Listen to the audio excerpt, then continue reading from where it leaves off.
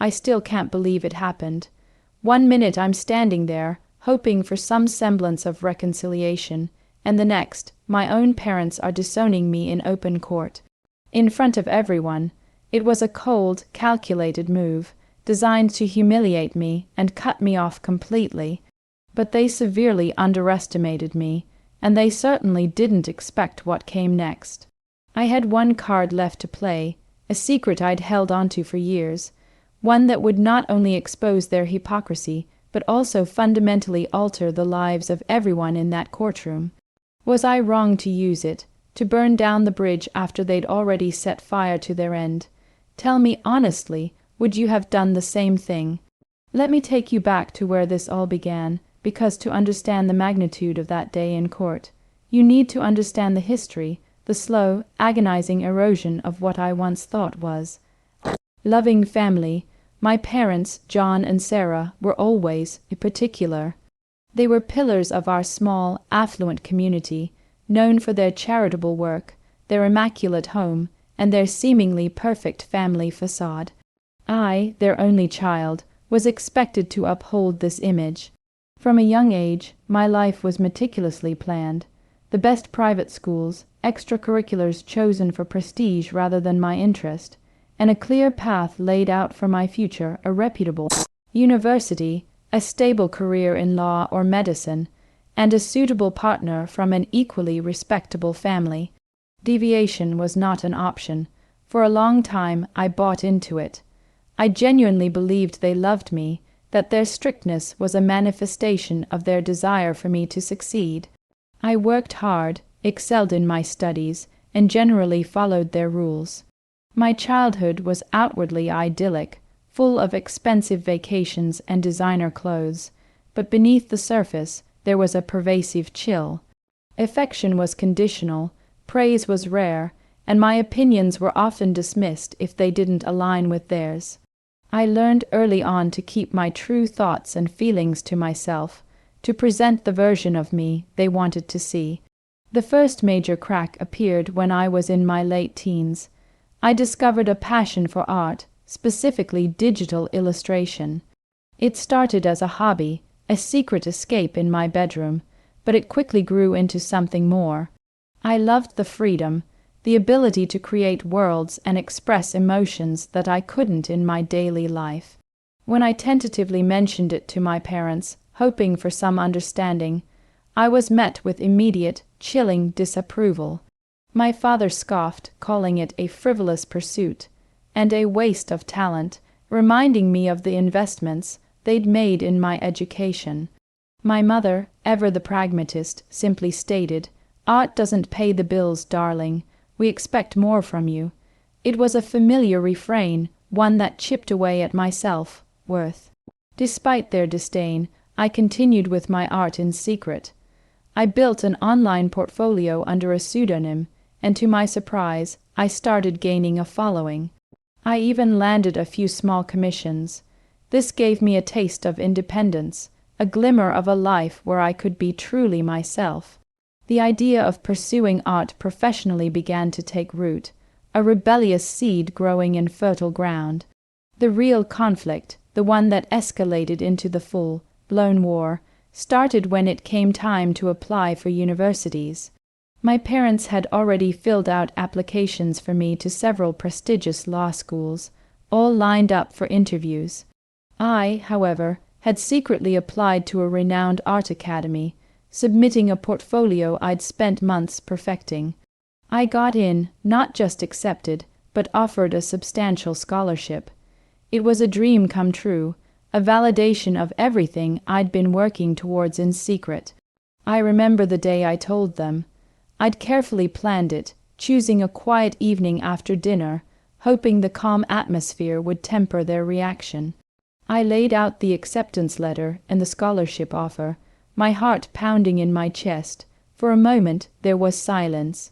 Then my father's face turned a shade of crimson I'd rarely seen.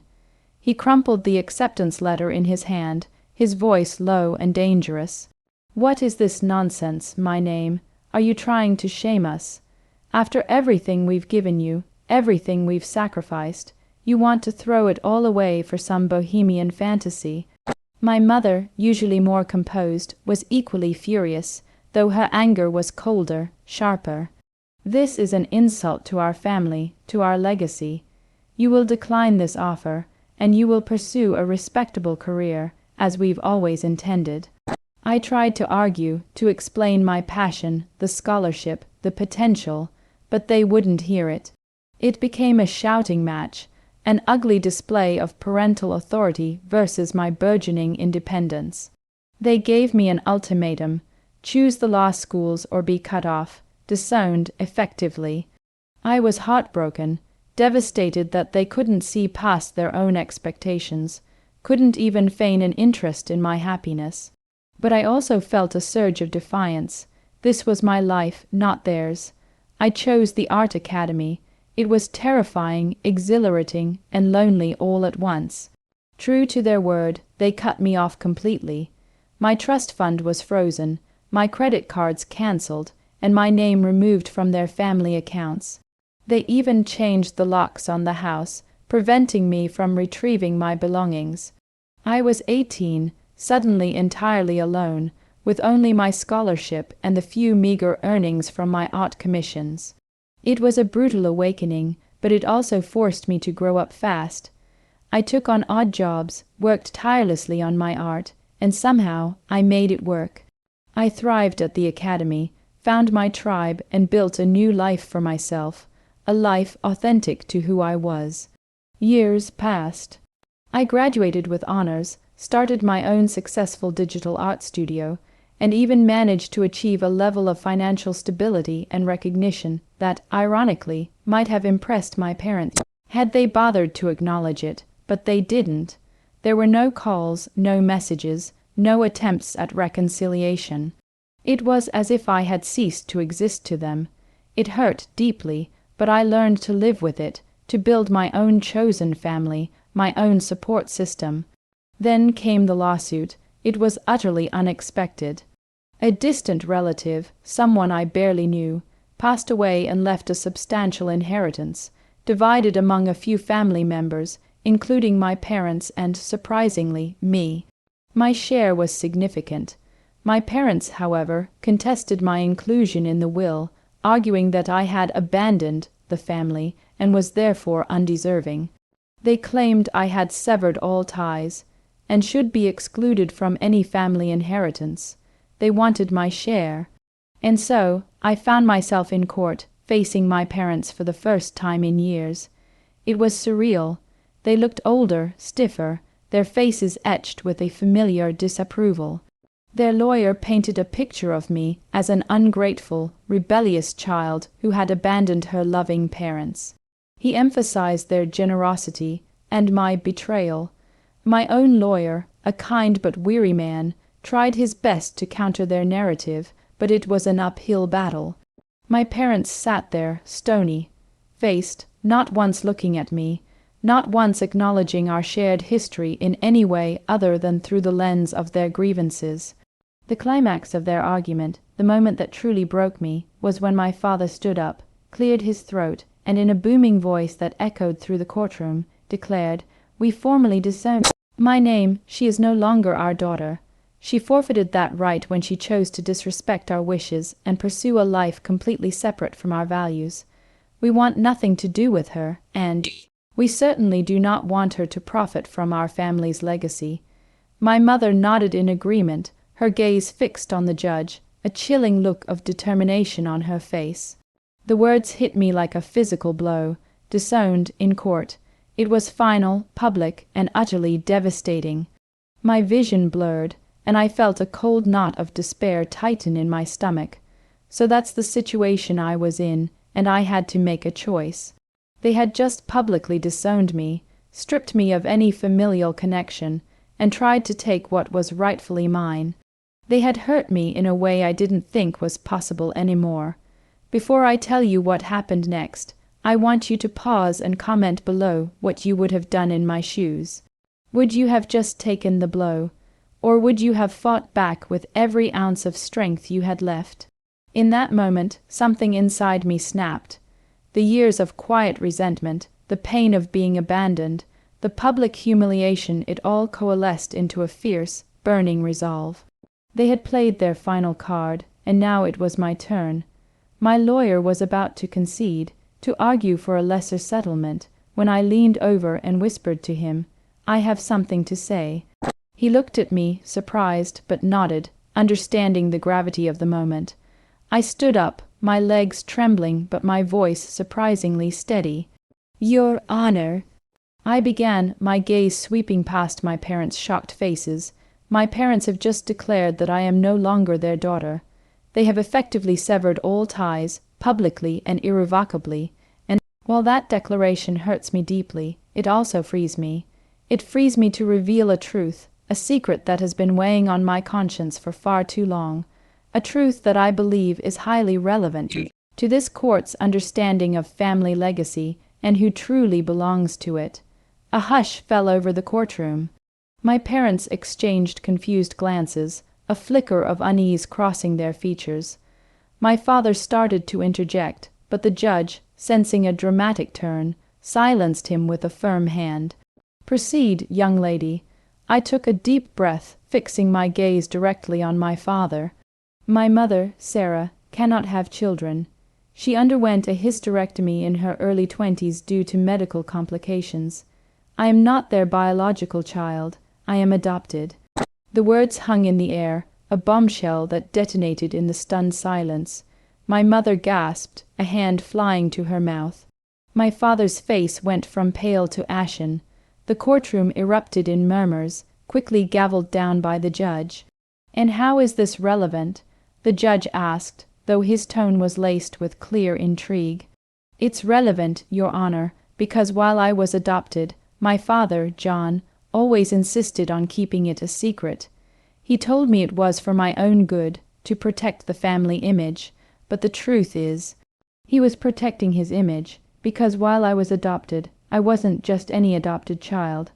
I was adopted from a private agency, facilitated by a substantial donation from my biological mother, who was a student at the time, facing difficult circumstances. My biological mother was my father's intern at his law firm. I am not just adopted by John, I am his biological daughter from an extramarital affair he had with his intern, an affair he has kept secret for decades from my mother, and from the world. He funded my adoption to cover up his infidelity and present me as his and my mother's natural child, maintaining his perfect family facade. The silence this time was deafening, thicker than before. My mother let out a choked cry, her eyes wide with horror as she stared at my father, a betrayal so profound written on her face that it was heartbreaking to witness, even for me. My father, the proud, unyielding John, stood there, utterly paralyzed, his carefully constructed world crumbling around him. The color had completely drained from his face, and he looked like a ghost. He tried to speak, but no words came out. His lawyer looked equally stunned, completely blindsided. "I found out years ago," I continued, my voice now laced with a raw emotion not from them, but from a private investigator I hired after I was disowned the first time. "I wanted to know where I came from, since they refused to tell me anything. The investigator found my adoption records, unsealed after all these years, and then he found my biological mother. She confirmed everything, heartbroken that I had been kept from her, but she understood the pressures she was under at the time. She gave me copies of documents, emails, and even letters from my father acknowledging his paternity and his role in arranging the adoption. I then presented a thick file of documents to the judge. This is a detailed account, including DNA results I had done independently, proving John's paternity. The judge meticulously reviewed the documents, his face a mask of stern disbelief. My mother was openly weeping now, shaking her head slowly, murmuring, "No, no, it can't be." My father was still frozen, his perfect world shattered, his carefully cultivated image irrevocably tarnished, not just in front of his wife, but in front of his entire community, his colleagues, and the legal system he so proudly represented. The judge slammed his gavel down. "Given this extraordinary new evidence," he announced, his voice firm, This court will need time to process these revelations. The inheritance case is adjourned indefinitely. In the meantime, Mr. John Smith, I strongly advise you to seek legal counsel regarding potential charges of fraud and deceit. This court also takes a dim view of any parent who attempts to disown a child, adopted or otherwise, especially when the circumstances are as convoluted as these. The aftermath was a whirlwind. My mother filed for divorce the very next day, citing irreconcilable differences and emotional distress. The scandal rocked our conservative town, becoming the talk of every coffee shop and community event. My father's law practice suffered irreparable damage, and his reputation was in tatters. He was forced to resign from several prominent community boards. My biological mother, who had been living a quiet life, was initially overwhelmed by the sudden publicity, but she and I have since forged a tentative but genuine connection. We're taking it slow, but it's a bond I never thought I'd have. As for the inheritance, it's still in limbo, but honestly, it almost feels secondary now. The real victory wasn't about the money. It was about the truth. It was about standing up for myself, about revealing the hypocrisy and cruelty that had been hidden beneath a veneer of respectability for so long. It was about reclaiming my narrative. It was messy, painful, and deeply traumatic for everyone involved, especially my mother. But sometimes, when someone pushes you to the absolute brink, you have to push back, and you have to do it with every weapon you have at your disposal. So, that's my story, a story of being disowned, revealing a scandalous family secret, and finding a strange kind of liberation in the aftermath. If you were on my side, if you believe I did what I had to do, then please like this video. Subscribe for more stories like this, where truth triumphs even if it's a painful victory.